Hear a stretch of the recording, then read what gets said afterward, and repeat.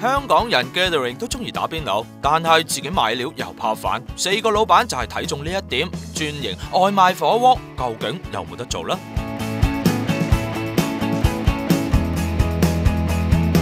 ？Shelly、Ryan、Eddie 同阿 June 4個中學同學一齊立志做老闆，專攻火鍋速遞，投資咗100萬喺堅尼地城開鋪。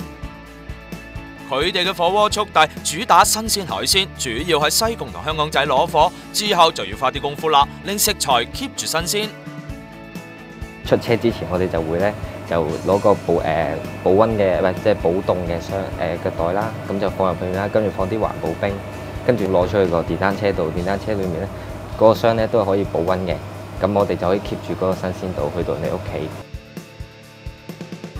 對於佢哋嚟講，要令海鮮食材 keep 住新鮮，做多少少功夫都唔係問題。不過一日咁多單，一個元朗一個西貢，反而令到佢哋頭都大埋。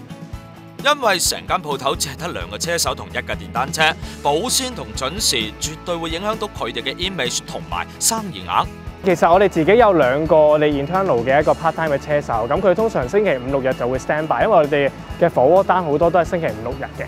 咁而如果真係譬如呢個假期呢個 Christmas 咁樣啦，好多嘅單突然之間湧出嚟嘅時候，其實我哋有好多 outsource 咗好多嘅外判嘅車手咯。揾外判嘅車手幫拖，每張單拆用1成半。喺過時過節，呢班外判車手就大派用場。就好似上個月食正聖誕同埋新年假期，生意做到冇停手，上個月盈利就有5萬蚊。解決咗車手問題，加上4個老闆落手落腳，可以降低成本。但係當冬天一個，佢哋仲頂唔頂得住呢？咁就要睇佢哋點執生啦。